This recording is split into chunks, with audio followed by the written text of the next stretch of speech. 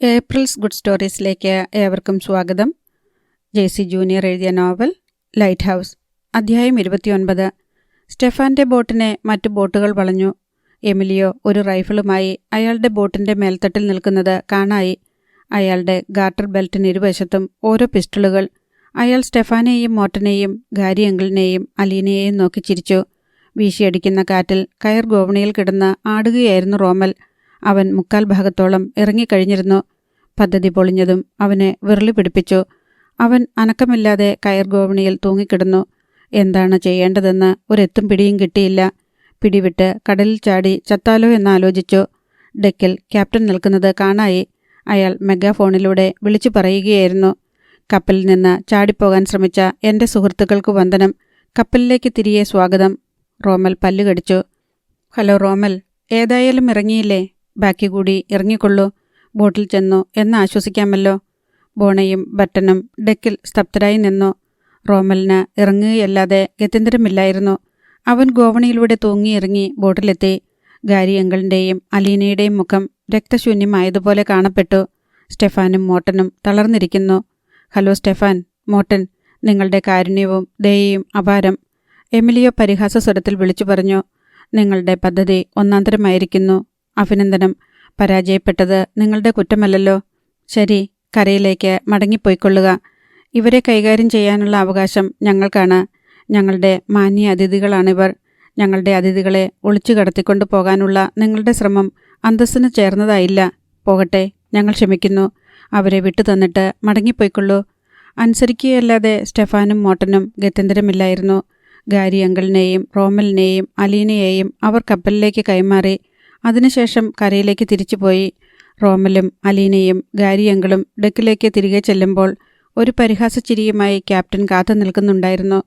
Gary uncle മുഖം കുനിച്ച് ഏറ്റവും മുൻപിൽ നീങ്ങി. തൊട്ടുപിന്നിൽ അലീന, അതിനും പുറകെ റോമൽ.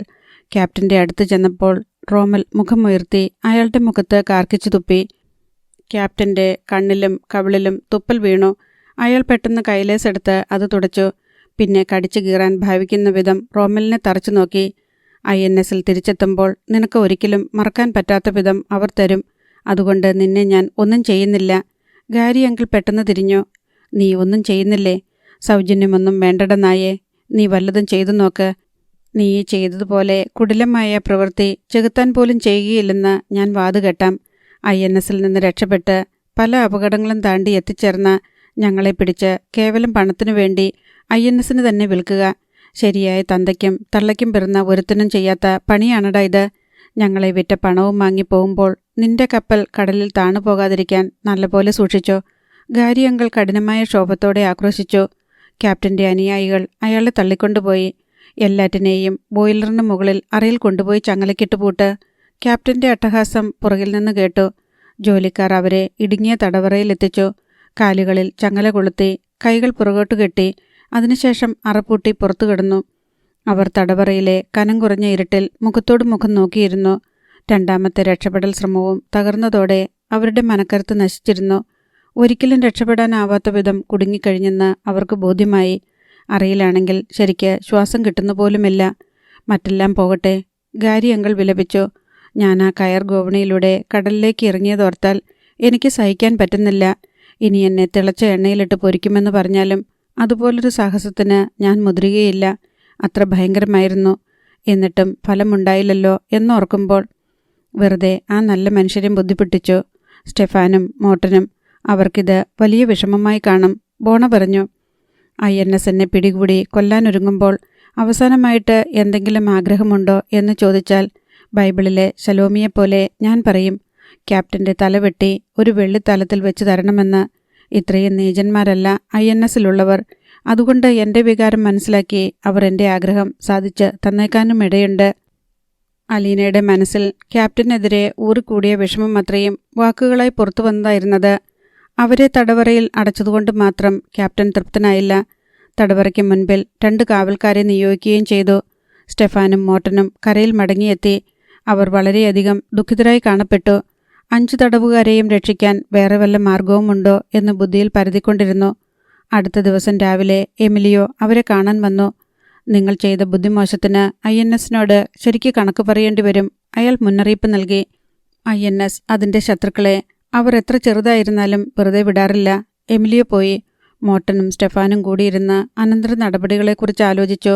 ഏതായാലും INSന്റെ നോട്ടപ്പുള്ളികളായി നമ്മൾ രണ്ടും ഇനി ശരിക്കൊന്ന് പൊരുതുക തന്നെ. എന്താ? സ്റ്റെഫാൻ ചോദിച്ചു. ഞാൻ തയ്യാർ. അവരെ രക്ഷിക്കണം. എൻ്റെ പുറകിൽ കുറച്ചാളുകളുണ്ട്. മരം വെട്ടുന്ന ആദിവാസികൾ. അക്ഷരാഭ്യാസമില്ലെങ്കിലും അവർ എനിക്ക് വേണ്ടി മരിക്കാനും തയ്യാറാകും. ഇവിടുള്ളവരെല്ലാം തന്നെ നമ്മുടെ ആളുകളല്ലേ? അവരെ കാര്യങ്ങൾ പറഞ്ഞ് ബോധ്യപ്പെടുത്താം. മോർട്ടനും സ്റ്റെഫാനും ആളുകൾക്കിടയിലേക്ക് ഇറങ്ങി പ്രചരണം തുടങ്ങി. INSൽ നിന്ന് രക്ഷപ്പെട്ട് കപ്പലിലെത്തി ഇപ്പോൾ തടവുകാരായി തീർന്ന അഭയാർത്ഥികളെക്കുറിച്ചുള്ള യഥാർത്ഥ വിവരങ്ങൾ വെളിപ്പെടുത്തി. ഉണ്ടായ സംഭവങ്ങളെല്ലാം വിശദമായി പറഞ്ഞു. ക്യാപ്റ്റനും കപ്പൽ ജോലിക്കാർക്കുമെതിരെ ആളുകൾ അമർഷം പൂണ്ടു. വേണ്ടിവന്നാൽ ആയുധമെടുക്കാനും തയ്യാറായി. സ്റ്റെഫാൻ തൻ്റെ ഈർച്ചമില്ലിലെ തൊഴിലാളികളെ സുസജ്ജരാക്കി നിർത്തി. പതിവ് പോലെ അന്ന് ഉച്ചതിരിഞ്ഞു. ക്യാപ്റ്റൻ തൻ്റെ അനുയായികളിൽ ചിലരോടൊപ്പം കരയിൽ വന്നു. കുറേ സമയം അവിടെ ചുറ്റിക്കറങ്ങിയ ശേഷം എമിലിയോയുടെ അടുത്തേക്ക് പോയി. എമിലിയോ INSന്റെ കേന്ദ്രവുമായി റേഡിയോ ബന്ധം പുലർത്തുകയായിരുന്നു. കേന്ദ്രത്തിൽ നിന്ന് അയച്ച ബോട്ട് 2-3 ദിവസത്തിനുള്ളിൽ ഇവിടെ എത്തുമെന്ന അറിയിപ്പ് കിട്ടി. എമിലിയോ ക്യാപ്റ്റനെ സ്വീകരിച്ച് സൽക്കരിച്ചു. പുതിയ വർത്തമാനങ്ങൾ അറിയിച്ചു. കുടിയും തീറ്റയും കഴിഞ്ഞ് 2 പേരും പുറത്തേക്ക് വന്നു. ജെട്ടിയുടെ സമീപം വെച്ച് സ്റ്റെഫാൻ്റെയും മോർട്ടൻ്റെയും നേതൃത്വത്തിൽ ഒരു സംഘം ആളുകൾ അവരെ വളഞ്ഞു. മിക്കവരുടെയും കയ്യിൽ ആയുധമുണ്ടായിരുന്നു. സ്റ്റെഫാൻ്റെ ആദിവാസി തൊഴിലാളികൾ മഴുവും കത്തികളും കയ്യിലേന്തി സ്റ്റെഫാൻ്റെ ആജ്ഞയ്ക്കായി കാത്തുനിന്നു. എന്താണിത്? എന്താ? ക്യാപ്റ്റൻ ഭയന്ന് സ്റ്റെഫാനോടായി ചോദിച്ചു. നിങ്ങൾക്ക് കാണാമല്ലോ, സംഗതി ഇതുതന്നെ. നിങ്ങളിപ്പോൾ എൻ്റെ തടവുകാരനാണ്. സ്റ്റെഫാൻ പറഞ്ഞു. തടവുകാരനോ? ഞാനോ? വിശ്വാസം വരാത്ത പോലെ അയാൾ തന്നെത്താൻ നോക്കി. ചുമ്മാ വിഡിതം പറയരുത്. ഞാനൊരു മാന്യനാണ്, ഒരു കപ്പലിൻ്റെ ക്യാപ്റ്റനും. എനിക്ക് കപ്പലിലേക്ക് തിരിച്ചു പോകണം. നിങ്ങൾ മാന്യനാണോ എന്നും ഞങ്ങൾക്കിന്നലെ ശരിക്കും മനസ്സിലായി കപ്പിത്താൻ. ആ പാവപ്പെട്ട അഭയാർത്ഥികളെ INSന് വിറ്റ് പണം വാങ്ങി ധനവാനാകാൻ കാത്തിരിക്കുന്ന പിശാചല്ലേ നിങ്ങൾ.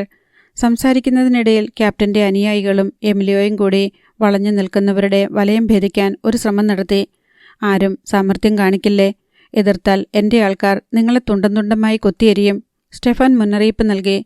നിങ്ങൾക്കെന്താണ് വേണ്ടത്? അത് പറയൂ. ഞങ്ങൾക്ക് നിങ്ങളുടെ തടവുകാരെ വിട്ടുകിട്ടണം. അവരെക്കൊണ്ട് നിങ്ങൾക്കെന്താണ് ഗുണം? വിഡ്ഢിത്തം പറയുന്നതിന് മുൻപ് നല്ലതുപോലെ ആലോചിക്കണം. ഞങ്ങൾക്ക് അവരെ വിട്ടുകിട്ടണം. അതാണ് ഡിമാൻഡ്. അതനുവദിച്ചില്ലെങ്കിൽ നിങ്ങൾ ഒരിക്കലും കപ്പലിലേക്ക് തിരിച്ചു പോവുകയില്ല. ഇന്നത്തെ രാത്രിക്കപ്പുറത്തേക്ക് ആയുസ്സുമുണ്ടാവില്ല. ഇതനുവദിക്കരുത്. എമിലി ആക്രോശിച്ചു. ഈ കള്ളന്മാർ ഇങ്ങനെ പലതും പറയും. ക്യാപ്റ്റൻ, നിങ്ങൾ വഴങ്ങരുത്. മിസ്റ്റർ സ്റ്റെഫാൻ, ഞങ്ങളെ വിട്ടയക്കുന്നതാണ് നിങ്ങൾക്ക് നല്ലത്. ഇല്ലെങ്കിൽ നിങ്ങൾ അനുഭവിക്കും. INSന്റെ സേന നാളെ എവിടെയെത്തും? സംഭവം മുഴുവൻ ഞാൻ അവർക്ക് റിപ്പോർട്ട് ചെയ്യും. അവർ നിങ്ങളെ വെടിവെച്ചു കൊല്ലുകയും ചെയ്യും. നീ റിപ്പോർട്ട് ചെയ്യും, ഇല്ലേ? ഒരു തൊഴിലാളിയുടെ കയ്യിൽ നിന്നും മഴു വാങ്ങി സ്റ്റെഫാൻ എമിലിയോവിനെ സമീപിച്ചു. മാറി നിൽക്കൂ സ്റ്റെഫാൻ. നിങ്ങൾ എന്തു ചെയ്യാൻ പോവുകയാണ്? മാറി നിൽക്കൂ. ഞാൻ എൻ്റെ തോക്കെടുക്കാൻ മറന്നത് നിങ്ങളുടെ ഭാഗ്യം. സ്റ്റെഫാൻ മഴു ഉയർത്തി വീശി. തലയ്ക്ക് വെട്ടേറ്റ് എമിലിയോ തറയിൽ വീണു പിടഞ്ഞു. സ്റ്റെഫാൻ ഒരിക്കൽ കൂടി മഴു ഉയർത്തി. അത് എമിലിയോയുടെ കഴുത്തിലേക്ക് താണു. മുറിഞ്ഞ ശിരസുരുണ്ട് വെള്ളത്തിൽ വീണു. അധ്യായം 30. എമിലിയോ മൃഗീയമായി കൊല്ലപ്പെട്ടത് കണ്ട് ക്യാപ്റ്റൻ ഞെട്ടിത്തരിച്ചു നിന്നു. അതൊരു ഭയങ്കര കാഴ്ചയായിരുന്നു. എമിലിയോയുടെ കബന്ധം പിടഞ്ഞടിച്ച് ചോര തെറിപ്പിച്ചുകൊണ്ട് വെള്ളത്തിലേക്ക് തന്നെ ഉരുണ്ടുപോയി. കണ്ടല്ലോ ക്യാപ്റ്റൻ, ഇതാണ് അനുഭവം. മോർട്ടൻ അലറി. ഞങ്ങളെ അനുസരിച്ചില്ലെങ്കിൽ നിങ്ങളെയും വെട്ടിനുറുക്കും. അവർ പറയുന്നതുപോലെ പ്രവർത്തിക്കുമെന്ന് ക്യാപ്റ്റൻ മനസ്സിലായി. നിങ്ങൾക്കെന്താണ് വേണ്ടത്? ജീവൻ രക്ഷിക്കാനുള്ള വ്യഗ്രതയിൽ എന്താഗ്രഹവും സാധിച്ചു കൊടുക്കാൻ തയ്യാറായി ക്യാപ്റ്റൻ ചോദിച്ചു. ആ തടവുകാരെ വിട്ടുതരണം. ഞാൻ കപ്പലിൽ ചെന്ന് അവരെ മോചിപ്പിക്കാം. സ്റ്റെഫാൻ അറിയിച്ചു. കപ്പലിലേക്ക് നിങ്ങൾ പോകേണ്ട. നിങ്ങളുടെ അനുയായികൾ അവിടെ ചെന്ന് അവരെ മോചിപ്പിച്ചുകൊണ്ടുവരട്ടെ. അതിനുശേഷമേ നിങ്ങളെ വിട്ടയക്കൂ. ക്യാപ്റ്റൻ സമ്മതിച്ചു. തടവുകാരെ മോചിപ്പിച്ചു കൊണ്ടുവരാൻ തൻ്റെ ആളുകളെ പറഞ്ഞയക്കുകയും ചെയ്തു. ഒരു കാര്യം പറഞ്ഞേക്കാം, സ്റ്റെഫാൻ ഓർമ്മിപ്പിച്ചു. തടവുകാരെയും കൂട്ടി ഒരാൾ മാത്രമേ കരയിലേക്ക് വരാവൂ. കൂടുതൽ പേര് വന്നാൽ ഞങ്ങൾ ക്യാപ്റ്റനെ കൊല്ലും. കപ്പൽ തീവച്ച് നശിപ്പിക്കുകയും ചെയ്യും. ക്യാപ്റ്റൻ്റെ ആളുകൾ പോയി. അവർ കപ്പലിൽ ചെന്ന് എല്ലാവരെയും വിവരമറിയിച്ചു. കപ്പൽ ജോലിക്കാരെല്ലാം ഒത്തുകൂടി. കപ്പലിൽ ആയുധങ്ങളുണ്ട്. ബോട്ടുകളിൽ കരയിലേക്ക് ചെന്ന് ഒരാക്രമണം നടത്തിയാലോ എന്നും അവർ ആലോചിച്ചു. എന്നാൽ ഭൂരിപക്ഷം പേരും അതിനോട് അനുകൂലിച്ചില്ല. ഒന്നാമത്, കരയിൽ ആളുകൾ സംഘടിച്ചു നിൽക്കുകയാണ്. അവർക്ക് വേണ്ടത്ര ആയുധങ്ങളുമുണ്ട്. മാത്രമല്ല, ആക്രമണം ആരംഭിക്കുന്ന മാത്രയിൽ തന്നെ അവർ ക്യാപ്റ്റനെ കൊലപ്പെടുത്തും. അതുകൊണ്ട് ആക്രമണം വേണ്ട. ജോലിക്കാർ തടവറയിലേക്ക് ചെന്ന് തടവുകാരുടെ സാധനങ്ങൾ നീക്കി അവരെ പുറത്തു കൊണ്ടുവന്നു. INSന്റെ സായുധ കപ്പൽ എത്തിക്കഴിഞ്ഞെന്നും ഇവർ തങ്ങളെ INSന് കൈമാറാൻ കൊണ്ടുപോകുകയാണെന്നുമാണ് അവർ ആദ്യം ധരിച്ചത്. ഡെക്കിൽ വന്ന് നോക്കിയപ്പോൾ ചുറ്റുമുള്ള കടൽപ്പരപ്പിലെങ്ങും ലോഞ്ചോ കപ്പലോ കണ്ടില്ല. ഒരുപക്ഷെ അവർ എത്തുന്നതേയുള്ളൂവെന്ന് വരാം. ബർട്ടൻ പിറുപിറുത്തു. ബോണ പ്രാണഭീതിയോടെ അവനെ നോക്കി. ജോലിക്കാർ അവരെ ബോട്ടിൽ കയറ്റി. കൂടെ ഒരു ജോലിക്കാരനും കയറി. ബോട്ട് കരയിലേക്ക് കുതിച്ചു. തങ്ങളെ എങ്ങോട്ട് കൊണ്ടുപോവുകയാണെന്നോ എന്ത് സംഭവിച്ചുവെന്നോ അവർക്ക് മനസ്സിലായില്ല. ബോട്ട് ജെട്ടിയിലെടുത്തപ്പോൾ പരിസരത്ത് അസാധാരണമായ ഒരാൾക്കൂട്ടത്തെ കണ്ട് അവർ വിസ്മയിച്ചു. എല്ലാം അവിടെയുള്ളവർ തന്നെ. പലരുടെയും കയ്യിൽ ആയുധങ്ങൾ. ആൾക്കൂട്ടത്തിന് നടുവിലേക്ക് ജോലിക്കാരൻ അവരെ കൂട്ടിക്കൊണ്ടുപോയി. അവിടെ സ്റ്റെഫാനെയും മോർട്ടനെയും കണ്ടപ്പോൾ അവർക്ക് ആശ്വാസമായി. നടുവിൽ ക്യാപ്റ്റൻ ഭയന്നു നിൽക്കുന്നതും കാണായി. ഇവർ ക്യാപ്റ്റനെ തടഞ്ഞു വച്ചിരിക്കുകയാണെന്ന് തോന്നുന്നു. റോമൽ അത്യാഹ്ലാദത്തോടെ പറഞ്ഞു. വരൂ, ഈ നിമിഷം മുതൽ നിങ്ങൾ സ്വതന്ത്രരാണ്, സ്റ്റെഫാൻ വിളിച്ചു പറഞ്ഞു. മോർട്ടൻ മുന്നോട്ട് വന്നു. 5 പേരെയും ആലിംഗനം ചെയ്ത് ചുംബിച്ചു. അന്തം വിട്ടുനിന്ന ഗാരി അങ്കിൾ ശബ്ദമില്ലാതെ കരഞ്ഞു. അലീന ചിലപ്പോൾ കരയുകയും ചിലപ്പോൾ ചിരിക്കുകയും ചെയ്തു. റോമലിനും ഒന്നാർത്തലറുകയോ പൊട്ടിക്കരയുകയോ ചെയ്യണമെന്നുണ്ടായിരുന്നു. ഒന്നിനും കഴിയാതെ അവൻ വലിഞ്ഞു മുറുകി നിന്നു. സ്റ്റെഫാൻ മുന്നോട്ട് വന്ന് 5 പേരെയും കൈപിടിച്ചു കുലുക്കി. വരൂ, എൻ്റെ ഈർച്ചമില്ലിലേക്ക് പോകാം. അവിടെ നിങ്ങൾക്ക് ഒന്നാന്തരമൊരു സൽക്കാരം കിട്ടും. സ്റ്റെഫാൻ അനന്തരം തൻ്റെ ആൾക്കാരുടെ നേർക്ക് തിരിഞ്ഞ് ക്യാപ്റ്റനെയും കൂട്ടരെയും ബന്ധനസ്ഥരാക്കി മില്ലിനോട് ചേർത്തുള്ള ഷെഡിൽ അടച്ചിടാൻ ആജ്ഞാപിച്ചു. എന്നിട്ട് കപ്പലിലേക്ക് ക്യാപ്റ്റൻ്റെ ജോലിക്കാരിൽ ഒരുവനെ ദൂതനായി അയച്ചുകൊണ്ട് ഇപ്രകാരം പറഞ്ഞു. നീ ചെന്ന് കപ്പലിൽ എല്ലാവരോടും ശാന്തരായിരിക്കാൻ പറയുക. കലാപമുണ്ടാക്കരുത്. ക്യാപ്റ്റൻ ഞങ്ങളുടെ തടവുകാരനായിരിക്കും. ഞങ്ങളുടെ മാന്യരായ അതിഥികളെ സൽക്കരിച്ചതിന് ശേഷം ഞങ്ങളുടെ മനസാക്ഷി കോടതി ക്യാപ്റ്റനെ വിചാരണ ചെയ്യും. അതുവരെ കാത്തിരിക്കാൻ കപ്പലിലുള്ളവരെ പ്രേരിപ്പിക്കുക. ദൂതൻ ബോട്ടിൽ കയറി കപ്പലിലേക്ക് പോയി. സ്റ്റെഫാൻ നടന്നു. മോചിതരായ തടവുകാരെയും കൂട്ടി ഈർച്ചമില്ലിനോട് ചേർന്നുള്ള തൻ്റെ വാസസ്ഥലത്തേക്ക് മോർട്ടനും കൂടെ ചെന്നു. ക്യാപ്റ്റനെയും ജോലിക്കാരെയും ബന്ധിച്ച് തടവിലാക്കി. അതിനുശേഷം ഗാരി അങ്കിളിനും സംഘത്തിനും ഗംഭീരമായ ഒരു വിരുന്ന് സൽക്കാരം നൽകി. നിങ്ങൾ ഭാഗ്യവാന്മാരാണ്, സ്റ്റെഫാൻ പറഞ്ഞു. വീണ്ടും രക്ഷയുടെ മാർഗം നിങ്ങളുടെ മുൻപിൽ തെളിഞ്ഞിരിക്കുന്നു. ഇനിയൊന്നും ഭയപ്പെടാനില്ല. ഇന്നലെ രാത്രിയിൽ നിങ്ങളെ കൊണ്ടുപോകാൻ വന്ന അതേ ബോട്ട് ഇപ്പോഴും തയ്യാറായി കിടപ്പുണ്ട്. വേണ്ടതെല്ലാം അതിനുള്ളിലുണ്ട്. സൽക്കാരം കഴിഞ്ഞാലുടൻ നിങ്ങൾക്ക് പുറപ്പെടാം. ഞങ്ങളെ രക്ഷപ്പെടുത്തിയത് നിങ്ങളാണെന്ന് INS അറിയാതിരിക്കില്ലല്ലോ. അവർ നിങ്ങളോട് പ്രതികാരം ചെയ്യുകയില്ലേ? ബട്ടൻ ചോദിച്ചു. അതേക്കുറിച്ച് ഞങ്ങൾക്ക് ഭയമില്ല. INSന് കനത്ത നാശനഷ്ടങ്ങൾ വരുത്തി ചാടിപ്പോന്ന 5 ധീര മനുഷ്യരെ സഹായിക്കാൻ കഴിഞ്ഞതിൻ്റെ അഭിമാനം മതി ഞങ്ങൾക്ക്. INS ഒരു പക്ഷേ ഇവിടം ചുട്ടുചാമ്പലാക്കിയേക്കാം. എന്നാലും അവർക്ക് നിങ്ങളെ പിടികിട്ടുകയില്ലല്ലോ. അതാണ് കാര്യം. ആ മഹാമനസ്കൻ്റെ മനുഷ്യത്വത്തിന് മുൻപിൽ നമസ്കരിക്കണമെന്ന് തോന്നി ഗാരി അങ്കിളിന്. മദ്യവും വേട്ടയിറച്ചിയും റൊട്ടിയും ചേർന്നുള്ള ആ സൽക്കാരം പൊടിപിടിച്ചു. ഒടുവിൽ എല്ലാം സമാപിച്ചു. തങ്ങളുടെ ഹൃദയം കവർന്ന ആ 5 സാഹസികരെ യാത്രയയക്കാൻ തദ്ദേശവാസികളെല്ലാം കടൽക്കരയിൽ ഒത്തുകൂടി. ഓരോരുത്തരും തങ്ങളുടെ കഴിവിനൊത്തവണ്ണം കമ്പിളി വസ്ത്രങ്ങളും ഭക്ഷണസാധനങ്ങളും ദാനം ചെയ്തു. ഗാരി തൻ്റെ കയ്യിലുള്ള ചാർട്ട് മോർട്ടനെയും സ്റ്റെഫാനെയും കാണിച്ചു. ഞങ്ങൾക്ക് ലൈറ്റ് ഹൗസിലേക്കാണ് പോകേണ്ടത്. ബ്രിട്ടൻ്റെ സൈനിക തവളമാണത്. ലൈറ്റ് ഹൗസ്, അതെനിക്കറിയാം, സ്റ്റെഫാൻ പറഞ്ഞു. അവിടെ നിന്നും ലൈറ്റ് ഹൗസിലേക്ക് പോകേണ്ട വഴി അയാൾ വരച്ചു കൊടുത്തു. 2 ആഴ്ച കടലിലൂടെ തെക്ക് പടിഞ്ഞാറായി സഞ്ചരിക്കണം. കോമ്പസ് ബോട്ടിലുണ്ട്. അതുകൊണ്ട് ദിക്ക് മനസ്സിലാക്കാൻ ബുദ്ധിമുട്ടുണ്ടാവുകയില്ല. കാലാവസ്ഥ നന്ന്. കടൽ ശാന്തമായിരിക്കും. മഞ്ഞുകട്ടകളെ മാത്രം ഭയപ്പെട്ടാൽ മതി. തെക്ക് പടിഞ്ഞാറായിട്ടാണ് കര കാണാൻ സാധ്യത. അവിടെ ബോട്ടടുപ്പിക്കണം. കരയിലൂടെ 1 ആഴ്ചത്തെ യാത്രയുണ്ട്. വലിയൊരു പർവ്വതം കയറിയിറങ്ങണം. പാതയൊന്നുമില്ല. മനുഷ്യവാസമില്ലാത്ത പ്രദേശമാണ്. വെറും മഞ്ഞുഭൂമി. പക്ഷെ കയറിയിറങ്ങാൻ വലിയ ബുദ്ധിമുട്ടുണ്ടായിരിക്കുകയില്ല.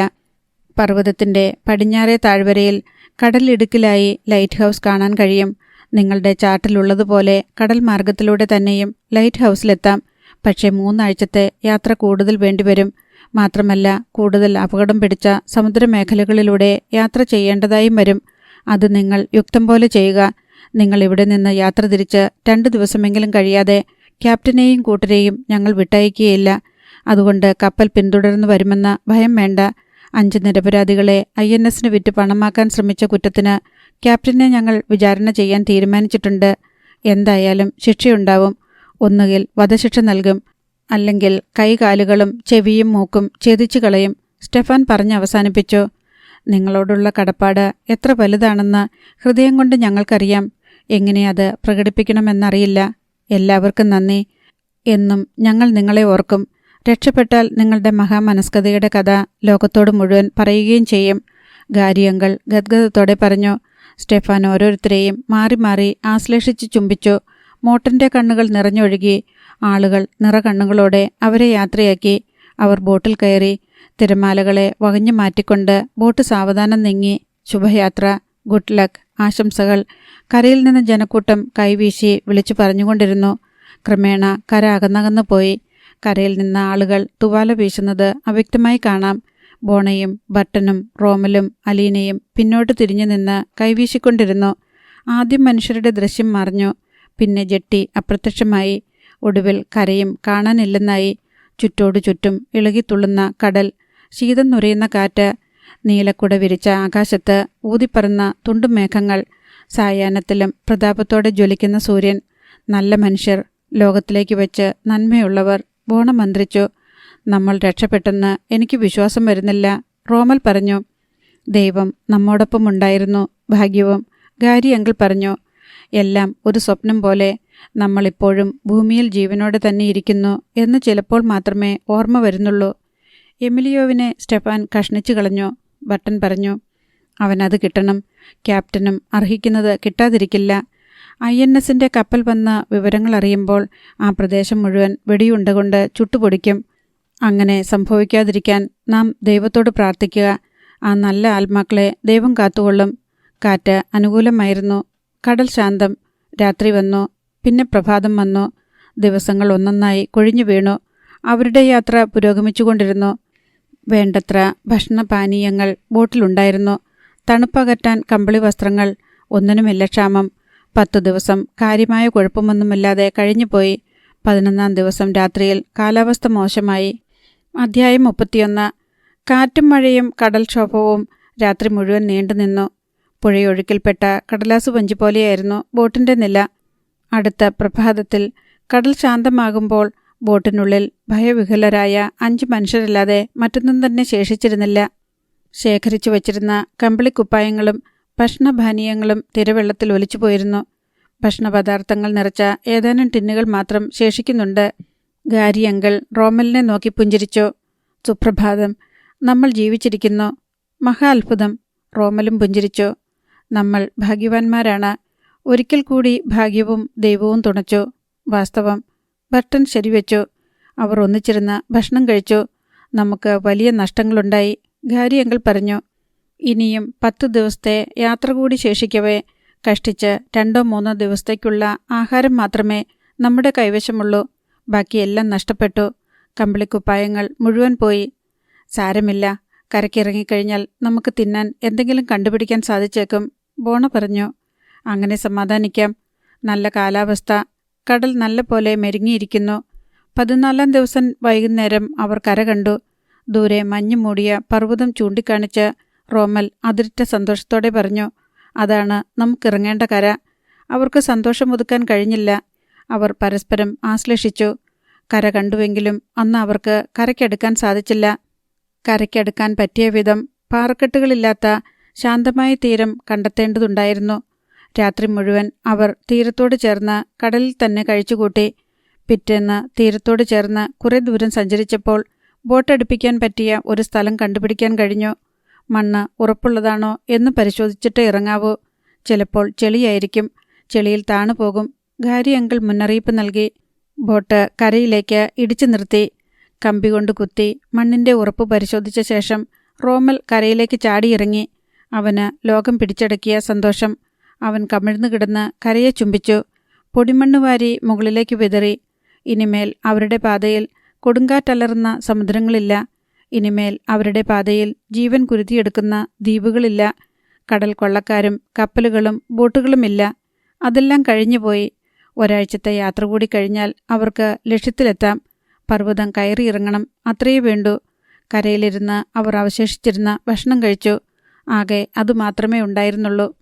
ഭക്ഷണത്തിന് ശേഷം അവർ എഴുന്നേറ്റ് പർവ്വതാരോഹണം ആരംഭിച്ചു. ചെറിയ ചെറിയ അനേകം കുന്നുകൾ കയറി വേണം പർവ്വതത്തിന് മുകളിലെത്താൻ.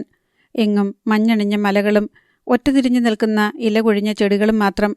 പകൽ മുഴുവൻ അവർ നടക്കുകയായിരുന്നു. അവർക്ക് നന്നേ വിശക്കുന്നുണ്ടായിരുന്നു.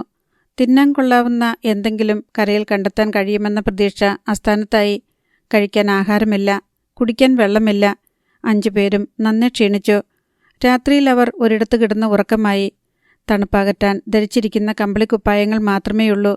പുതയ്ക്കാൻ ഓരോരുത്തർക്കും ഓരോ ഷാളുമുണ്ട്. ഗാരിയങ്കിളിന് സാമാന്യം നല്ല ഒരു രോമക്കുപ്പായമുണ്ടായിരുന്നു. പിറ്റേന്ന് പ്രഭാതത്തിൽ അവർ വീണ്ടും മലകയറ്റം ആരംഭിച്ചു. ക്ഷീണം കലശലായപ്പോൾ ഗാരിയങ്കിൾ തൻ്റെ പോക്കറ്റിൽ നിന്ന് ചോക്ലേറ്റുകൾ എടുത്ത് കുട്ടികൾക്ക് കൊടുത്തു. സ്റ്റെഫാൻ തന്നതിൽ അവസാനത്തേതാണ്. ഇനി യാതൊന്നുമില്ല. ഒരു താൽക്കാലിക ഉണർവിന് അത് ധാരാളമായി. അടുത്ത ദിവസമാകട്ടെ തിന്നാൻ യാതൊന്നും കിട്ടിയില്ല. ദാഹിച്ചപ്പോഴെല്ലാം അവർ മഞ്ഞു കഷ്ണങ്ങൾ വായിലിട്ട് അലിയിപ്പിച്ചു കഴിച്ചു. 4-ാം ദിവസമായതോടെ 5 പേരും ഏറെക്കുറെ അവശരായി. നടക്കാനാവുന്നില്ല. ഗാരിയങ്കിളിന് തീരെ വയ്യ. റോമൽ വിശപ്പ് സഹിക്കാനാവാതെ എവിടെയോ കണ്ട ചെടിയിൽ നിന്നും കുറേ ഇലകൾ പറിച്ച് ചവച്ചരച്ച് തിന്നു. അലീനയ്ക്കും അവൻ മാംസളമായ ഇളം തണ്ടോടുകൂടിയ ഒരിനം സസ്യം പറിച്ചുകൊണ്ടുവന്നു കൊടുത്തു. അതിൽ ജലാംശമാണ് ധാരാളമുണ്ടായിരുന്നത്. അവർ എല്ലാവരും അത് കടിച്ചു മുറിച്ചു തിന്നു. സമുദ്രം കാഴ്ചയിൽ നിന്ന് മറഞ്ഞു കഴിഞ്ഞിരുന്നു. അവർ വളരെ ദൂരം സഞ്ചരിച്ചു കഴിഞ്ഞിരിക്കുന്നു. ഇപ്പോൾ എല്ലായിടത്തും വിജനമായ മഞ്ഞുമലകൾ മാത്രം. അന്നു വൈകുന്നേരം ഗാരിയങ്കിളിന് ഒരപകടം പിണഞ്ഞു. മഞ്ഞുപാളികൾ കൊണ്ട് മൂടപ്പെട്ട ഒരു ചെറിയ ചതുപ്പിൽ അയാൾ വീണുപോയി. മുട്ടോളം ചെളി മാത്രമേ ഉണ്ടായിരുന്നുള്ളൂ. അതുകൊണ്ട് റോമലിന് അയാളുടെ കൈ പിടിച്ച് കരയ്ക്ക് കയറ്റാൻ കഴിഞ്ഞു. പക്ഷേ അതിന് 1 മണിക്കൂർ സമയമെടുത്തു. ചെളിയിൽ പൊതിഞ്ഞുപോയ കാൽ വലിച്ചെടുക്കുക ദുഷ്കരമായിരുന്നു. ഈ സമയം കൊണ്ട് ഗാരിയങ്കിളിൻ്റെ കാൽ വല്ലാതെ തണുത്തു. ബ്രിട്ടൻ ഗാരിയങ്കിളിനെ താങ്ങിപ്പിടിച്ച് കുറച്ചകലെ കൊണ്ടുചെന്ന് കിടത്തി. ചെളിയിൽ പൊതിഞ്ഞിരുന്ന കാലുറയും ഷൂസും സോക്സും അഴിച്ചുമാറ്റി. അതിനുശേഷം കാലിൽ കമ്പിളിഷാൾ ചുറ്റി. പിന്നെ അതിനുമീതെ അമർത്തി തിരുമ്മി കാൽ ചൂടാക്കാനുള്ള ശ്രമം ആരംഭിച്ചു. അതുകൊണ്ട് പ്രത്യേകിച്ച് ഗുണമൊന്നുമുണ്ടായില്ല. പിറ്റേന്ന് നടന്നപ്പോൾ ഗാരിയങ്കിൾ പലപ്പോഴും വേച്ചു വീണു.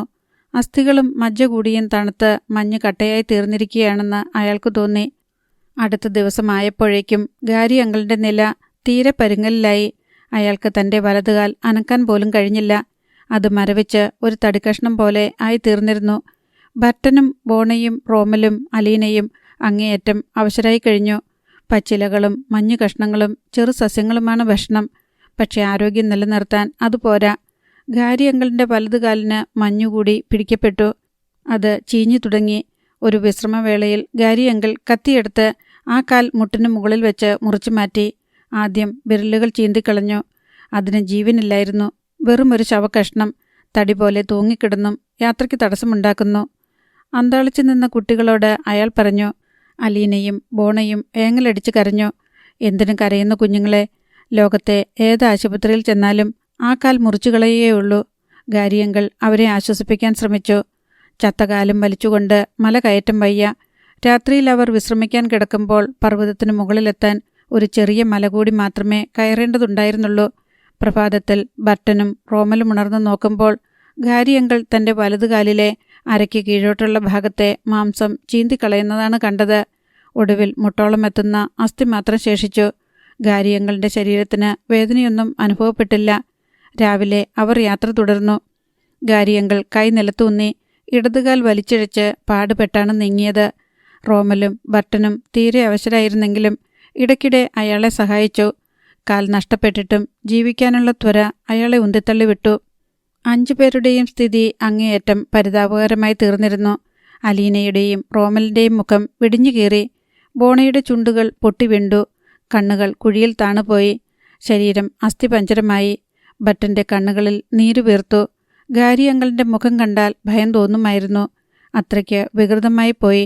അന്ന് അവർക്ക് പർവ്വതത്തിൻ്റെ മുകളിലെത്താൻ കഴിഞ്ഞില്ല. അടുത്ത ദിവസം രാവിലെ ഗാരിയങ്കിൾ നോക്കുമ്പോൾ തൻ്റെ ഇടതുകാലും ചത്തിരിക്കുന്നതായി കണ്ടു. അയാൾ കത്തിയെടുത്ത് കാൽവണ്ണയിലും പാദത്തിലും കുത്തിയിറക്കി. ഇല്ല, വേദനയില്ല. അയാൾ വിരലുകൾ മുറിച്ചു നീക്കാൻ ആരംഭിച്ചു. അരയ്ക്ക് കീഴെ ജീവന്റെ സൂചന പോലുമില്ല. ഇടതുകാലും നഷ്ടപ്പെട്ടുവെന്ന് വ്യക്തം. ഗാരിയങ്കിൾ അല്പനേരം എന്തോ ആലോചിച്ചിരുന്നു. പിന്നെ മുട്ടിൻ്റെ ഭാഗത്തുവെച്ച് കാൽ മുറിച്ചു നീക്കാനുള്ള പണി തുടങ്ങി. വളരെ ബന്ധപ്പെട്ട് അത് സാധിച്ചു. മുറിച്ചെടുത്ത കാൽ അയാൾ മഞ്ഞിലൂടെ താഴേക്ക് ഉരുട്ടി. മുട്ടിനും അരയ്ക്കും ഇടയ്ക്കുള്ള ഭാഗത്തെ മാംസം താമസിയാതെ ചീഞ്ഞു തുടങ്ങുമെന്നും അയാൾ ഊഹിച്ചു. കുട്ടികൾ ഉണരും മുമ്പേ ജോലി തീർക്കാനുള്ള വ്യഗ്രതയോടെ അയാൾ തുടയിലെ മാംസം ചീന്തിക്കളയാൻ തുടങ്ങി. അധ്യായം 32. ബർട്ടനും ബോണയും റോമലും അലീനയും എഴുന്നേറ്റ് നോക്കുമ്പോൾ ഗാരി അങ്കിളിൻ്റെ ഇടതുകാൽ കാണാനില്ല. അവർ നടുങ്ങി. കമ്പിളിഷാൽ കൊണ്ട് പൊതിഞ്ഞു കെട്ടിയ അസ്ഥികഷ്ണങ്ങൾ, അത് നഷ്ടപ്പെട്ടു. റോമൽ: പക്ഷേ ഞാൻ ജീവിച്ചിരിക്കുന്നു, അതല്ലേ കാര്യം. അലീനയ്ക്ക് കരച്ചിൽ വന്നു. കാലുകൾ രണ്ടും നഷ്ടപ്പെട്ട് മഞ്ഞിലിഴഞ്ഞു നീങ്ങുന്ന ഒരു വികൃത രൂപം. തൻ്റെ പ്രിയപ്പെട്ട ഗാരി അങ്കിൾ ഇഴഞ്ഞു നീങ്ങിക്കൊണ്ടിരുന്നു. അന്ന് രാത്രിയിൽ അവർ പർവ്വതത്തിൻ്റെ മുകളിലെത്തി. മുൻപിലായതിനാൽ റോമലാണ് ആദ്യം കണ്ടത്. അങ്ങകലെ പർവ്വതത്തിൻ്റെ അടിവാരത്തിൽ കടലിടുക്കിൽ ലൈറ്റ് ഹൗസ്. ചുറ്റോടു ചുറ്റും അതിശക്തമായ പ്രകാശം വിതറി കറങ്ങിക്കൊണ്ടിരിക്കുന്ന പടുകൂറ്റൻ ഇലക്ട്രിക് ലൈറ്റ്. അതിനടുത്തായി ധാരാളം കെട്ടിടങ്ങൾ. റോമലും ബർട്ടനും കൂടി ഗാരി അങ്കിളിനെ മുകളിലേക്ക് വലിച്ചുകൊണ്ടുവന്ന് ആ കാഴ്ച കാട്ടിക്കൊടുത്തു. ബോണയും അലീനയും അത് കണ്ടു. അവർക്കും കോരിത്തരിക്കുന്നതായി തോന്നി. അവരുടെ ലക്ഷ്യസ്ഥാനം, രക്ഷാകേന്ദ്രം, അവിടെത്താൻ വേണ്ടി എന്തെല്ലാം യാതനകൾ, എന്തെല്ലാം ദുരനുഭവങ്ങൾ. അവരുടെ കണ്ണുകളിൽ ആനന്ദബാഷ്പം തുളുമ്പി. അവർ പരസ്പരം നോക്കി പുഞ്ചിരി തൂകി. ഇതിനു വേണ്ടിയാണ് തങ്ങൾ ദുർവിധികളോട് പടപൊരുതി കടന്നുപോന്നത്. ഏതൊന്നിനു വേണ്ടി പുറപ്പെട്ടുവോ അത് മുന്നിൽ ആ നിമിഷങ്ങളിൽ അവർക്ക് വിശപ്പവും ദാഹവും തളർച്ചയുമില്ലായിരുന്നു. ലൈറ്റ് ഹൗസിലേക്ക് നോക്കിക്കൊണ്ട് അവർ പർവ്വതമുകളിലിരുന്നു. ശൈത്യമേറിയ രാത്രി. ഗാരി അങ്കിളിന് ഉറങ്ങാനായില്ല. ഹൃദയത്തിലേക്ക് മെല്ലെ മെല്ലെ മരണത്തിൻ്റെ തണുപ്പിഴഞ്ഞു പടരുന്നത് അയാൾ അറിഞ്ഞു. കൈകളും മരവിച്ചു തുടങ്ങുന്നു. തലച്ചോറിനുള്ളിൽ ഒരു മഞ്ഞുകട്ടയിരുന്ന് അലിയുന്നുണ്ടെന്ന് തോന്നി. കൈകൾ കൂടി തണുത്തു തുടങ്ങിയതോടെ ഗാരി അങ്കിളിൻ്റെ പ്രതീക്ഷ നശിച്ചു. ഇനി രക്ഷപ്പെടുകയില്ല, മരണം തീർച്ച. ഒരിഞ്ച് നീങ്ങാൻ തന്നെക്കൊണ്ട് സാധിക്കുകയില്ല. ഗാരി അങ്കിൾ തൻ്റെ പ്രിയപ്പെട്ട അരപ്പട്ട അഴിച്ചു. അതിനടിയിൽ ശരീരത്തോട് ചേർത്ത് പോളിത്തീൻ കവറിൽ ഭദ്രമായി സൂക്ഷിച്ചിരുന്ന രഹസ്യരേഖകളെടുത്ത് റോമലിനെ ഏൽപ്പിച്ചു. ഇത്രയും നാൾ ഞാനിത് സൂക്ഷിച്ചു വെച്ചു. ഇനി വയ്യ. വേണ്ട, അങ്കിൾ തന്നെ വെച്ചുകൊള്ളൂ. എൻ്റെ യാത്ര ഇവിടെ തീരുകയാണ്. അലീന കരയാൻ തുടങ്ങി. എനിക്ക് വയ്യ മോളെ. ആഗ്രഹമില്ലാഞ്ഞിട്ടല്ല. പക്ഷേ വിധി എന്നെ ഇവിടെ വരെ മാത്രമേ എത്തിച്ചുള്ളൂ. എന്നാലും എനിക്ക് സന്തോഷമുണ്ട്. എൻ്റെ കണ്ണുകൊണ്ട് ലൈറ്റ് ഹൗസ് കണ്ടിട്ടാണ് ഞാൻ മരിക്കുന്നത്. രക്ഷയുടെ അടയാളം. ഇല്ല, അങ്കിൾ നാളെ ഞങ്ങളോടൊപ്പം യാത്ര തുടരുന്നുണ്ട്, തീർച്ച, റോമൽ കർശനമായി പറഞ്ഞു. മരണത്തോട് ആജ്ഞ ഫലിക്കില്ല റോമൽ. ഗാരി അങ്കിൾ പിറുപിറുത്തു. കൈകൾ തീരെ അനക്കാൻ വയ്യാതായി. അയാൾ മഞ്ഞിന്മേൽ കിടന്നു. മൂടിക്കെട്ടിയ ആകാശത്തേക്ക് നോക്കി. ചക്രവാളത്തിൽ ഒരു നക്ഷത്രം തനിച്ചു നിന്ന് പ്രകാശിക്കുന്നത് കണ്ടു. അത് പിന്നെ എപ്പോഴോ മങ്ങി. ഓർമ്മകൾ ക്രമേണ മങ്ങി മങ്ങി വന്നു. താൻ അണിഞ്ഞിരിക്കുന്ന കമ്പിളിക്കുപ്പായം ഊരി കുട്ടികളെ പുതുപ്പിക്കണമെന്ന് അയാൾ വിചാരിച്ചു. പക്ഷേ കൈകൾ അനക്കാൻ കഴിയുന്നില്ല. തീരെ വയ്യ. ദൂരെ മൂടൽ മഞ്ഞിലെന്ന പോലെ ലൈറ്റ് ഹൗസിലെ വെളിച്ചം. തലച്ചോറ് ഉറിഞ്ഞ് മഞ്ഞുകട്ടയായി തീർന്നുവോ? ഹൃദയവും ഒരു മഞ്ഞു കഷ്ണം പോലെ. പതുക്കെ പതുക്കെ അയാൾ കണ്ണുകളടച്ചു. അടുത്ത ദിവസം രാവിലെ കുട്ടികൾ കണ്ടത് ഗാരി അങ്കിളിൻ്റെ മൃതദേഹമാണ്. മഞ്ഞിനു മീതെ അത് മരവിച്ചു കിടന്നിരുന്നു. അലീനയ്ക്ക് കരയാൻ പോലും കരുത്ത് കിട്ടിയില്ല. ബർട്ടൻ്റെ ഹൃദയം വിങ്ങി. തീവ്രമായ ഹൃദയവേദനയോടെ അവൻ ആ മൃതദേഹത്തിലേക്ക് നോക്കി നിന്നു. ഗാരി അങ്കിളും വിട്ടുപിരിഞ്ഞിരിക്കുന്നു. ലക്ഷ്യത്തോടടുത്ത ശേഷം മരിക്കുക, അത് ഭയങ്കരമാണെന്ന് റോമലിന് തോന്നി. ഒരു വിളിപ്പാടകലെ ജീവിതം രണ്ടു കൈയും നീട്ടി സ്വീകരിക്കാൻ കാത്തു നിൽക്കുന്നത് കണ്ടുകൊണ്ട് മരിക്കുക. ഗാരി അങ്കിൾ അനുഭവിച്ച മനോവേദന അവന് ഊഹിക്കാൻ കഴിഞ്ഞു. സ്നേഹനിധിയായ ഒരു പിതാവിനെ പോലെ ശാസിച്ചും ശിക്ഷിച്ചും സ്നേഹം പകർന്നും ഉപദേശങ്ങളും നിർദ്ദേശങ്ങളും നൽകിയും കൂടെയുണ്ടായിരുന്ന വൃദ്ധനായ മനുഷ്യൻ. വൃദ്ധനെങ്കിലും ആപത്ഘട്ടങ്ങളിൽ ചെറുപ്പക്കാരേക്കാൾ ആവേശത്തോടെ, ചുറുചുറുക്കോടെ, കരുത്തോടെ അദ്ദേഹം പ്രവർത്തിച്ചു. നിർണായക ഘട്ടങ്ങളിൽ സംഘത്തിൻ്റെ രക്ഷകനായി വർത്തിച്ചു. ശത്രുക്കളോട് ഒരു പോരാളിയെപ്പോലെ പടവെട്ടി. ബോണ അലീനയെ ആശ്വസിപ്പിക്കാൻ ശ്രമിച്ചു. പക്ഷേ കരഞ്ഞും വിലപിച്ചും കളയാൻ സമയമില്ല. ഇനി യാത്ര തുടരാൻ വൈകിയാൽ ലക്ഷ്യത്തിലെത്തിയെന്നു വരില്ല. ഗാരി അങ്കിളിൻ്റെ അന്ത്യം തന്നെ തങ്ങൾക്കും വന്നു ഭവിക്കും. കരഞ്ഞിട്ട് കാര്യമില്ല. ഓരോ നിമിഷവും വിലപ്പെട്ടതാണ്. താമസിച്ചാൽ നാളെ നമ്മളും മഞ്ഞിൽ മരവിച്ച് മരിച്ചു വീഴും. വേഗത നന്നേ കുറവ്. പലപ്പോഴും വേച്ച് വീണു പോകുന്നു. കൈകാലുകൾ മടക്കാനും നിവർക്കാനും ബുദ്ധിമുട്ട്. ശരീരം വേണ്ട പോലെ വഴങ്ങുന്നില്ല. നാവു മരവിച്ച് തോൽക്കഷ്ണം പോലെ വായിലിളകാതെ കിടക്കുന്നു. വിശപ്പ് പേയിളകിയ ചെന്നായെ പോലെ കടിച്ചു കുടയുന്നു. കയ്യിൽ കിട്ടുന്നതെന്തും തിന്നു തീർക്കാൻ ആർത്തി. ഉദരത്തിൽ കുടൽമാലകളെ വലിച്ചുകൂട്ടി ഒരു യന്ത്രം കടയുന്നുണ്ടെന്ന് തോന്നി. യാത്രക്കിടയിൽ കിട്ടുന്ന പച്ചിലകൾ ചവച്ചരച്ചു തിന്നു. അത് ഏറ്റവും രുചികരമായി തോന്നി. പകൽ മുഴുവൻ വിശ്രമമില്ലാതെ അവർ നടന്നു. അനേകം കുന്നുകളിലൂടെയുള്ള ഇറക്കം, ഇടയ്ക്ക് ചിലപ്പോൾ കയറ്റങ്ങളും. വീണ്ടും രാത്രി വന്നു. ദൂരെ ലൈറ്റ് ഹൗസ്, അവിടുത്തെ വെളിച്ചം. വളരെ അകലെ പർവ്വതത്തിൻ്റെ അഗാധതയിൽ. പിറ്റേന്നായതോടെ അവർക്കും തീരെ വയ്യാതായി. എഴുന്നേറ്റ് നിൽക്കാൻ പോലും കരുത്തില്ല. റോമലിനും നടക്കാനുള്ള ശേഷി ഉണ്ടായിരുന്നില്ല. മഞ്ഞിലേക്ക് താഴേക്ക് ഉരുളുകയായിരുന്നു അവർ കണ്ട എളുപ്പമാർഗം. അതിന് സൗകര്യമില്ലാത്തടത്ത് ഇഴഞ്ഞു നീങ്ങി. വൈകുന്നേരമായപ്പോഴേക്കും ബോണയുടെ ശേഷിച്ച കരുത്തും തീർന്നു. ഒരു തവണ അവൾക്ക് ബോധം മറിഞ്ഞു. പിന്നെ ബോധം വീണ്ടു കിട്ടിയപ്പോൾ അവൾ ബർട്ടനോട് തന്നെ ഉപേക്ഷിച്ചു പോയിക്കൊള്ളാൻ ആംഗ്യം കാട്ടി. സംസാരിക്കാൻ ശക്തിയില്ല. അവശയായ ബോണയെ ഉപേക്ഷിക്കാൻ മനസ്സു വരാഞ്ഞ ബർട്ടൻ അവളുടെ അരികത്തിരുന്നു. റോമലിനെയും അലീനയെയും താഴേക്ക് നിർബന്ധിച്ചയച്ചു. ആരെങ്കിലും അവിടെ എത്തുക എന്നതാണ് പ്രധാനം, അവൻ പറഞ്ഞു. റോമൽ അലീനയെ വലിച്ചിഴച്ചും ഉരുട്ടിയും താഴേക്ക് നീങ്ങി. ചിലപ്പോൾ മുട്ടിലിഴഞ്ഞും ഉരുണ്ടുമറിഞ്ഞുമുള്ള പ്രയാണം തുടർന്നു. അലീന തികച്ചും തളർന്നിരുന്നു. രാത്രിയിൽ അലീന കണ്ണു തുറന്ന് റോമലിനോട് എന്തോ പറയാൻ ശ്രമിച്ചു. പക്ഷെ ചുണ്ടുകൾ അനങ്ങിയതല്ലാതെ ശബ്ദം പുറത്തു വന്നില്ല. അവൾ ബോധശൂന്യയായി. രാത്രി മുഴുവൻ അവൻ അവളെയും വലിച്ച് ഇഴഞ്ഞു നീങ്ങിക്കൊണ്ടിരുന്നു. ലൈറ്റ് ഹൗസിലേക്ക് ഇനി കഷ്ടിച്ച് 1 മൈൽ ദൂരം മാത്രം. ലൈറ്റ് ഹൗസിൽ നിന്നുള്ള വെളിച്ചം ഇടയ്ക്കിടെ ഒരു സാന്ത്വനമെന്നവണ്ണം അവരെ തഴുകി കടന്നുപോകുന്നു. ആ രാത്രിയും കടന്നുപോയി. റോമൽ മഞ്ഞിലൂടെ ഇഴഞ്ഞും വലിഞ്ഞും നീങ്ങി. അലീനയെ വിട്ടുകളയാൻ അവന് മനസ്സ് വന്നില്ല. തന്മൂലം മന്ദഗതിയിലായിരുന്നു നീക്കം. റോമലും തീരെ അവശനായി. കരുത്തു മുഴുവൻ ചോർന്നു. വയ്യ. എപ്പോഴോ അവൻ മയക്കത്തിലണ്ടു. ദുസ്വപ്നങ്ങളുടെ പരമ്പര. ഉണർന്നപ്പോൾ ഇരുട്ട്.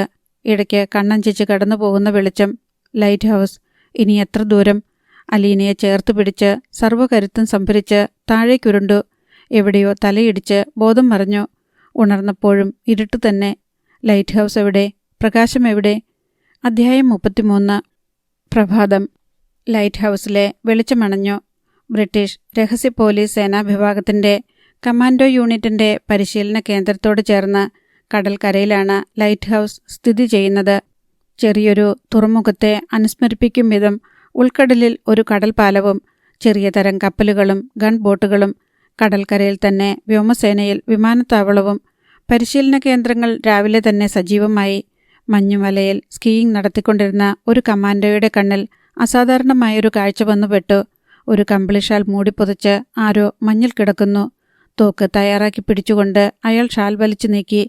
ആലിംഗനബദ്ധരായി കിടക്കുന്ന ഒരു യുവാവും യുവതിയും.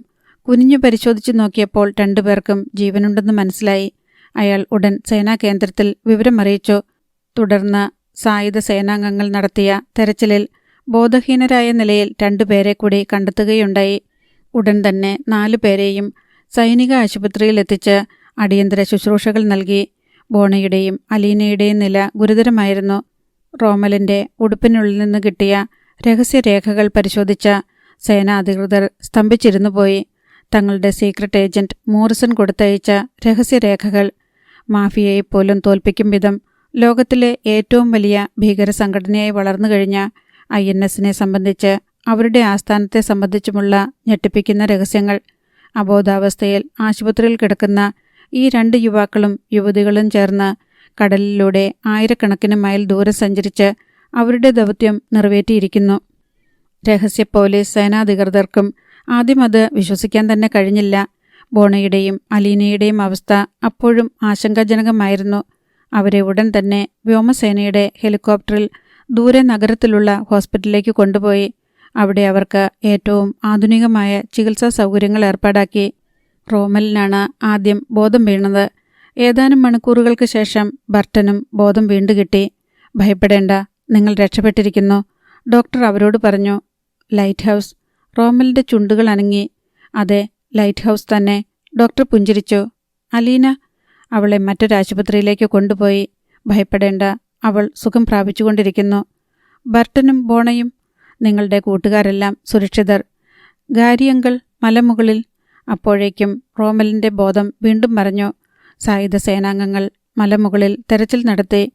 മഞ്ഞിൽ മരവിച്ചു കിടന്ന ഗാരി അങ്കിളിൻ്റെ മൃതദേഹവും കണ്ടെടുത്ത് സൈനിക ആസ്ഥാനത്തിലെത്തിച്ചു.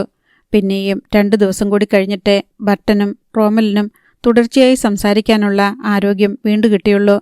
രഹസ്യ പോലീസ് മേധാവികൾ ചോദിച്ചപ്പോൾ റോമലും ബർട്ടനും ചേർന്ന് തങ്ങളുടെ സാഹസിക യാത്രയുടെ കഥകൾ പറയാൻ തുടങ്ങി. തങ്ങളുടെ വിമാനം INS ഹൈജാക്ക് ചെയ്തതു മുതൽ തങ്ങൾ ലൈറ്റ് ഹൗസിലെത്തിയതുവരെയുള്ള ഐതിഹാസികമായ പലായനത്തിൻ്റെ കഥകൾ, ഇടയ്ക്ക് വിവിയനെയും ഗാരി അങ്കിളിനെയും നഷ്ടപ്പെട്ട കഥകൾ. പോലീസ് മേധാവികൾ ഒന്നും മിണ്ടാനാവാതെ തരിച്ചിരുന്നു പോയി. അവർക്കത് വിശ്വസിക്കാൻ കഴിയുമായിരുന്നില്ല. 6 പേരടങ്ങുന്ന ആ സംഘം നടത്തിയ ധീരമായ തടവുചാട്ടം സായുധരായ അക്രമികളെയും പ്രതികൂലമായ കാലാവസ്ഥയെയും നേരിട്ടുകൊണ്ട് മഞ്ഞും തിരമാലകളും കൊടുങ്കാറ്റും നിറഞ്ഞ ആഴക്കടലിലൂടെ അവർ നടത്തിയ ധീരമായ പലായനം, അനുഭവിച്ച ദുരിതങ്ങൾ, യാതനകൾ പറഞ്ഞു തീരുമ്പോൾ ബർട്ടനും റോമലും കരയുകയായിരുന്നു. പോലീസ് മേധാവി അവരുടെ തോളിൽ തട്ടി ആശ്വസിപ്പിച്ചു. മിടുക്കരാണ് നിങ്ങൾ, ലോകത്തിന് മുഴുവൻ അഭിമാനിക്കാവുന്നവർ. മറ്റൊരു വാക്കും എനിക്ക് കിട്ടുന്നില്ല. ഉടൻ തന്നെ വ്യോമ നാവികസേനാ വിഭാഗങ്ങളുടെ മേധാവികൾ ഒത്തുകൂടി. അവർ വിപുലമായ ഒരാക്രമണ പദ്ധതിക്ക് രൂപം നൽകി. വ്യോമസേനയും നാവികസേനയും കമാൻഡോ യൂണിറ്റും ഒത്തുചേർന്ന വലിയൊരു സൈനിക വിഭാഗം ആക്രമണ സജ്ജമായി. പദ്ധതിയുമായി സേനാ മേധാവികൾ ലണ്ടനിലേക്ക് പറന്നു. പ്രതിരോധ വകുപ്പ് മേധാവികളുമായി കൂടിയാലോചന നടത്തി. മന്ത്രിസഭ അടിയന്തരമായി സമ്മേളിച്ച് ആക്രമണ പദ്ധതിക്ക് അംഗീകാരവും നൽകി. എല്ലാവിധ തയ്യാറെടുപ്പുകളോടും കൂടി സൈനിക വിഭാഗങ്ങൾ INSന്റെ ആസ്ഥാനം ലക്ഷ്യമാക്കി കുതിച്ചു. റോമലിനെയും ബർട്ടനെയും ഹെലികോപ്റ്ററിൽ നഗരത്തിലുള്ള ഹോസ്പിറ്റലിലേക്ക് കൊണ്ടുപോവുകയുണ്ടായി. അവിടെ വെച്ച് അവർ അലീനയെയും ബോണയെയും സന്ധിച്ചു. 2 പേരും ഗുരുതരാവസ്ഥ തരണം ചെയ്തു കഴിഞ്ഞിരുന്നു. ബർട്ടൻ ബോണയെ ആലിംഗനം ചെയ്ത് ചുംബിച്ചു. നമ്മൾ ജീവിച്ചിരിക്കുന്നു, ബോണ കണ്ണീരോടെ മന്ത്രിച്ചു. അലീന റോമലിൻ്റെ മുഖത്തേക്ക് മുഖമണച്ച് തേങ്ങിക്കരയുകയായിരുന്നു. എനിക്ക് വിശ്വസിക്കാൻ വയ്യ, നമ്മൾ രക്ഷപ്പെട്ടെന്ന്, നമുക്ക് ജീവനുണ്ടെന്ന്. അലീനയ്ക്കും ബോണയ്ക്കും പൂർണ്ണമായി സുഖമാകാൻ പിന്നെയും ദിവസങ്ങളെടുത്തു. പോലീസ് അധികാരികൾ വിവരം നൽകിയതനുസരിച്ച് 4 പേരുടെയും കുടുംബാംഗങ്ങൾ അവരെ കാണാൻ ഹോസ്പിറ്റലിലെത്തിയിരുന്നു. മരിച്ചുപോയെന്ന് കരുതിയ തങ്ങളുടെ കുട്ടികളെ തിരിച്ചു കിട്ടിയപ്പോൾ ആ മാതാപിതാക്കളും സഹോദരങ്ങളും സന്തോഷം കൊണ്ട് തേങ്ങിക്കരഞ്ഞു. റോമലിനെ അയാളുടെ ബന്ധുക്കൾ വിമാനമാർഗം ജർമ്മനിയിലേക്ക് കൊണ്ടുപോയി. ബർട്ടൻ മാതാപിതാക്കളോടൊപ്പം അമേരിക്കയിലേക്ക് മടങ്ങി. അലീന ലണ്ടനിലുള്ള അവളുടെ വസതിയിലേക്കും ബോണ ലിവർപൂളിലുള്ള സ്വഭവനത്തിലേക്കും ബന്ധുക്കളോടൊപ്പം തിരിച്ചുപോയി. ഒരു പ്രഭാതത്തിൽ അലീന തൻ്റെ നായ്ക്കുട്ടികളെ കളിപ്പിച്ചുകൊണ്ട് ലണ്ടൻ നഗരത്തിൻ്റെ പ്രാന്തത്തിലുള്ള തൻ്റെ വസതിക്ക് മുൻപിലിരിക്കുമ്പോൾ അവളുടെ അമ്മ അന്നത്തെ ദിനപത്രവുമായി വന്നു. നീ കണ്ടോ ഇത്? അവൾ ന്യൂസ് പേപ്പർ വാങ്ങി നോക്കി. ലോകത്തിലെ ഏറ്റവും വലിയ ഭീകര സംഘടനയായ INSന്റെ ആസ്ഥാനം സായുധ സേനാ വിഭാഗങ്ങൾ ചേർന്ന് തകർക്കുകയും ആയിരക്കണക്കിന് ഭീകരപ്രവർത്തകരെ പിടികൂടുകയും 100 കണക്കിന് തടവുകാരെ രക്ഷപ്പെടുത്തുകയും ചെയ്തതിനെക്കുറിച്ചുള്ള വാർത്ത. ആസ്ഥാനം കീഴടക്കാൻ അതിഘോരമായ യുദ്ധം നടത്തിയതിനെപ്പറ്റിയുള്ള വിവരണങ്ങൾ, ഇരുഭാഗത്തുമുണ്ടായ വമ്പിച്ച ആൾനാശത്തെക്കുറിച്ചുള്ള കണക്കുകൾ, തുടർന്ന് INSന്റെ മറ്റു ചില താവളങ്ങളും കീഴടക്കിയത് സംബന്ധിച്ച റിപ്പോർട്ടുകൾ, ഒരു പ്രത്യേക സപ്ലിമെൻ്റ്. അതിൽ ഭീകര സംഘടനയെ അമർച്ച ചെയ്യാൻ കാരണക്കാരായ Burton, Romal, Gary uncle, Vivian, Bona, Alina എന്നിവരുടെ ചിത്രങ്ങളും അവരുടെ അതിധീരമായ സാഹസികതയെക്കുറിച്ചുള്ള വിവരണങ്ങളും ഉണ്ടായിരുന്നു. രഹസ്യരേഖകൾ കൊടുത്തയച്ച മോറിസൺ പ്രത്യേകം പ്രശംസിക്കപ്പെട്ടിരുന്നു. INS ഭീകരർ വധിച്ചുകളഞ്ഞ അയാൾക്ക് ഗവൺമെൻറ് പ്രഖ്യാപിച്ച പ്രത്യേക ബഹുമതി മോറിസന്റെ പിതാവ് ഏറ്റുവാങ്ങുന്ന ചിത്രവും അതിലുണ്ടായിരുന്നു. അലീനയുടെ കണ്ണുകൾ നിറഞ്ഞു തുളുമ്പി. ആ വാർത്തകളെല്ലാം അവ്യക്തമായി. വിമാനത്താവളത്തിൽ ആരെയോ കാത്തു നിൽക്കുകയാണ് റോമൽ. കുറേ നേരമായി കാത്തുനിൽപ്പ് തുടങ്ങിയിട്ട്. ഒടുവിൽ അവൻ പ്രതീക്ഷിച്ച ആളെത്തി. അലീന. റോമൽ ഓടിച്ചെന്ന് അവളെ ആശ്ലേഷിച്ചു. അവർ ആശ്ലേഷബദ്ധരായി നിൽക്കെ തന്നെ ന്യൂയോർക്കിലേക്കുള്ള വിമാനത്തിലെ യാത്രക്കാർ ഉടൻ തന്നെ വിമാനത്തിലേക്ക് പുറപ്പെടേണ്ടതാണെന്ന അറിയിപ്പ് ഉച്ചഭാഷണിയിലൂടെ മുഴങ്ങി. റോമലും അലീനയും വിമാനത്തിന് നേർക്ക് നീങ്ങി. ബർട്ടൻ്റെ വിവാഹമാണ് അടുത്ത ദിവസം. ന്യൂയോർക്കിൽ വെച്ച്. ബോണയാണ് അവൻ്റെ വധു. വിവാഹത്തിൽ പങ്കെടുക്കാനായി ന്യൂയോർക്കിലേക്ക് പോവുകയാണ് റോമലും അലീനയും. അവർ വിമാനത്തിലെത്തി. അടുത്തടുത്ത സീറ്റുകളിൽ ഇരിപ്പുറപ്പിച്ചു. സീറ്റ് ബെൽറ്റുകൾ മുറുക്കാനുള്ള നിർദ്ദേശം. വിമാനം ടേക്ക് ഓഫ് ചെയ്യുകയാണ്. അത് ആകാശത്തിൻ്റെ ഉയരങ്ങളിലേക്ക് പൊന്തി. സീറ്റ് ബെൽറ്റുകൾ അഴിച്ചുകൊള്ളാൻ നിർദ്ദേശം വന്നു. അലീനയും റോമലും പരസ്പരം നോക്കി പുഞ്ചിരി തൂകി. എനിക്കിപ്പോഴും വിശ്വസിക്കാൻ കഴിയുന്നില്ല റോമൽ, നമ്മൾ രക്ഷപ്പെട്ടെന്ന്, നമ്മൾ ജീവിക്കുകയാണെന്ന്. റോമൽ കൂട്ടിച്ചേർത്തു. ഇതുപോലൊരു യാത്രയിലാണ് നമ്മൾ ആദ്യം കണ്ടുമുട്ടിയത് അല്ലേ? അലീന പറഞ്ഞു. അതെ, വിമാനം ഹൈജാക്ക് ചെയ്യപ്പെട്ടത്, INS കേന്ദ്രം, അവിടുത്തെ ജോലി, നമ്മുടെ തടവുചാട്ടം, പലായനം, വിവിയനെ നഷ്ടമായത്, ഗാരി അങ്കിളിൻ്റെ മരണം, ഒന്നും മറക്കാൻ കഴിയുന്നില്ല. ഇന്നലെ രാത്രിയും എന്നെ പേടിപ്പിച്ചു, എന്നെ വല്ലാതെ ഉദ്ദേശിപ്പിച്ച്, എന്നെ ഞെട്ടിച്ച് ഒരു സ്വപ്നം പോലെ എല്ലാം മനസ്സിൽ ശേഷിക്കുന്നു. മറക്കാൻ എനിക്കിഷ്ടവുമില്ല. ഈ ഓർമ്മകളെ ഞാൻ എത്രമാത്രം സ്നേഹിക്കുന്നു. കാരണം ഞാൻ അതിലുണ്ടായിരുന്നു. അലീനയുടെ കണ്ണുകൾ നിറഞ്ഞു. തിരിച്ചറിയാനാവാത്ത അനുഭൂതികൾ ഹൃദയത്തിൽ അലയടിക്കുന്നു, പതഞ്ഞുയരുന്നു. ഇപ്പോൾ വിമാനം മേഘങ്ങൾക്ക് മീതെ പറക്കുകയാണ്. റോമൽ ഒരു സ്വപ്നത്തിലെന്നവണ്ണം പറഞ്ഞുകൊണ്ടിരുന്നു. ആ യാത്ര ഇപ്പോഴും തുടരുകയാണെന്നാണ് എൻ്റെ തോന്നൽ. ആ ജാഗ്രത, ആ ഭയം, ആ ധൈര്യം, ഞാനതിൽ ഇടയ്ക്കിടെ പെട്ടുപോകുന്നു. അതിനെ ഹോണ്ട് ചെയ്യുകയാണ്. എനിക്ക് തനിച്ച് ജീവിക്കാൻ കഴിയുന്നില്ല അലീന. കടലിൽ ഒരു തകർന്ന ബോട്ടിലാണ് ഞാനിപ്പോഴും എന്ന് തോന്നിപ്പോകുന്നു. അല്ലെങ്കിൽ മഞ്ഞു മൂടിയ ഒരു തുരുത്തിൽ നിനക്ക് എന്തെങ്കിലും സംഭവിച്ചോ എന്ന് ഞാൻ പേടിയോടെ ചുറ്റും നോക്കിപ്പോകുന്നു. ഇതിൽ നിന്നും എനിക്ക് മോചനമില്ല. അലീന അവൻ്റെ കണ്ണുകളിലേക്ക് ഉറ്റുനോക്കി. അവിടെ ഉത്കടമായ സ്നേഹം നീന്തുന്നത് അവൾ കണ്ടു. അലീന റോമലിൻ്റെ കരം ഗ്രഹിച്ചു. അവൻ്റെ വിരലുകളിൽ തൻ്റെ വിരലുകൾ കോർത്ത് അമർത്തിപ്പിടിച്ചു. ശരിയാണ് റോമൽ, ആ യാത്ര തീർന്നിട്ടില്ല, തുടരുകയാണ്. പരസ്പരം സ്നേഹിച്ചുകൊണ്ട്, പരസ്പരം കാത്തുകൊണ്ട്, ശത്രുക്കൾക്കെതിരെ നിതാന്ത ജാഗ്രത പുലർത്തിക്കൊണ്ട്. നമുക്ക് പിരിഞ്ഞു പോകാൻ സാധ്യമല്ല, മരണത്തിലല്ലാതെ, അവൾ മന്ത്രിച്ചു. റോമൽ അവളുടെ കൈത്തലം ഉയർത്തി അതിന്മേൽ ഉമ്മ വെച്ചു. വിമാനം അറ്റ്ലാന്റിക്കിനു മീതെ പറന്നുകൊണ്ടിരുന്നു. നോവൽ ഇവിടെ പൂർണ്ണമാവുന്നു.